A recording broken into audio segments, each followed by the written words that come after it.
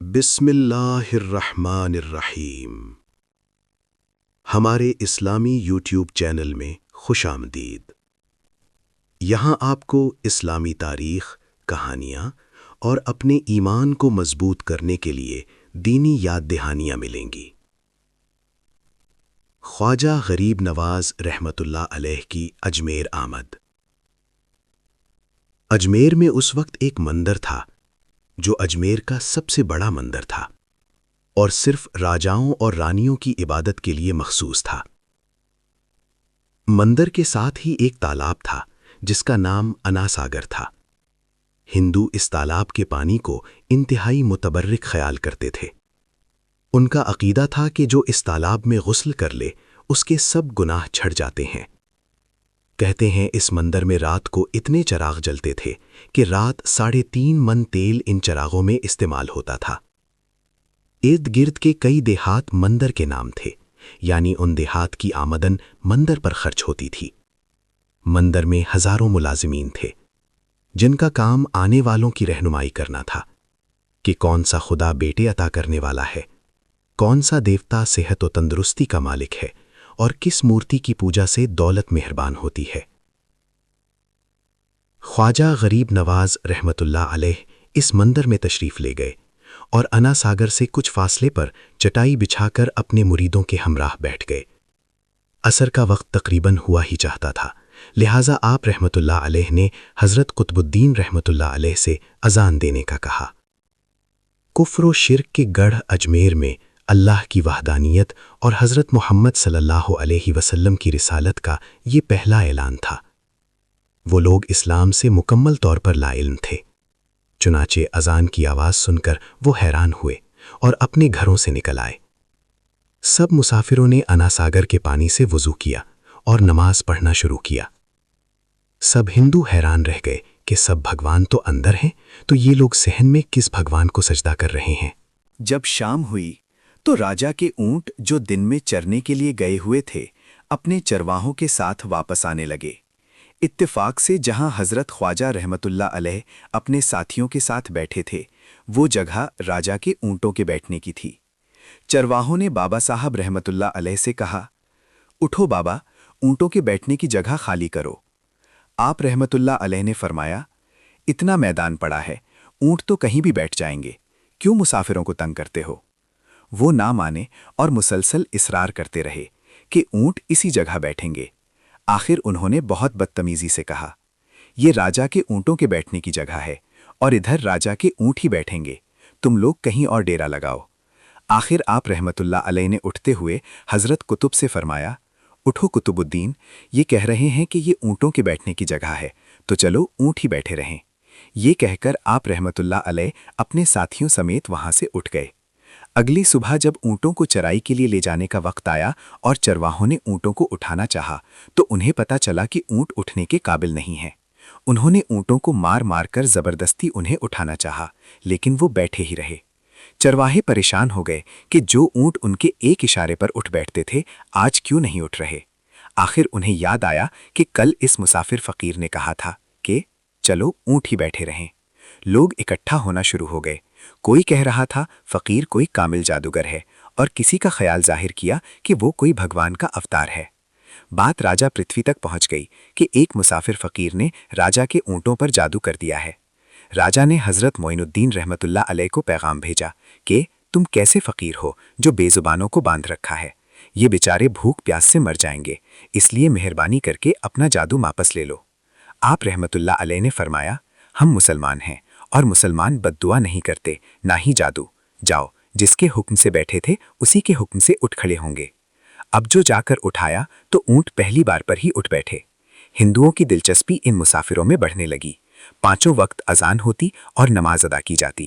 آخر راجا تک یہ بات پہنچ گئی کہ کچھ فقیر آئے ہیں جو مسلمان ہیں، پانچوں وقت اذان دیتے ہیں اور ہمارے پوتر تالاب کو ہاتھ منہ دھو کر بھرشٹ کرتے ہیں اور ہمارے دھرم کے خلاف باتیں بھی کرتے ہیں۔ کہتے ہیں یہ مورتیاں پوجنے کے قابل نہیں، یہ تو محض پتھر ہیں، اس لیے انہیں یہاں سے اٹھایا جائے۔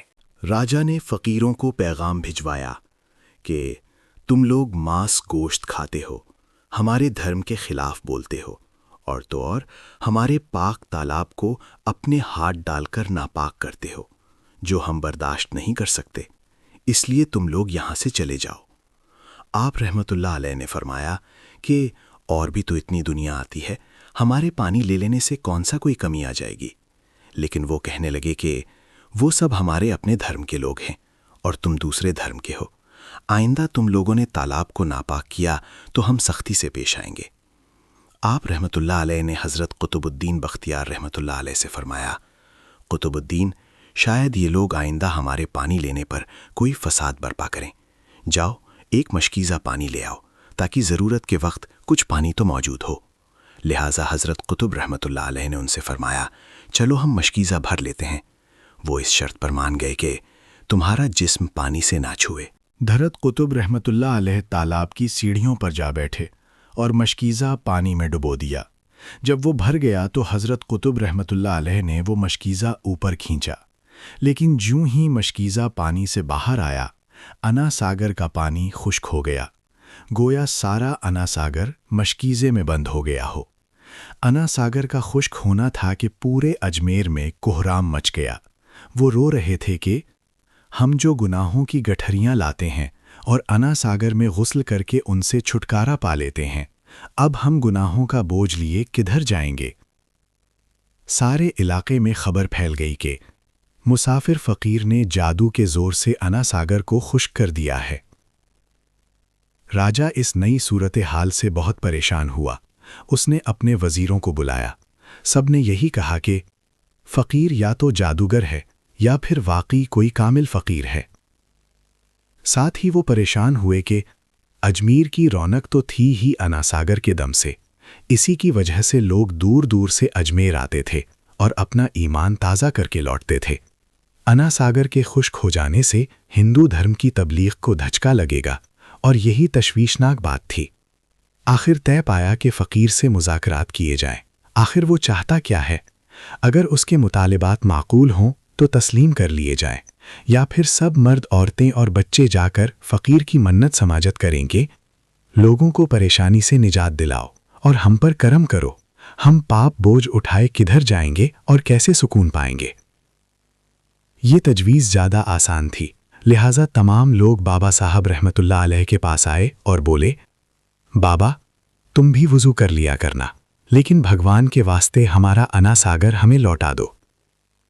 آپ رحمت اللہ علیہ نے حضرت قطب رحمت اللہ علیہ سے فرمایا، جاؤ قطب، مشکیزہ واپس تالاب میں ڈالاؤ۔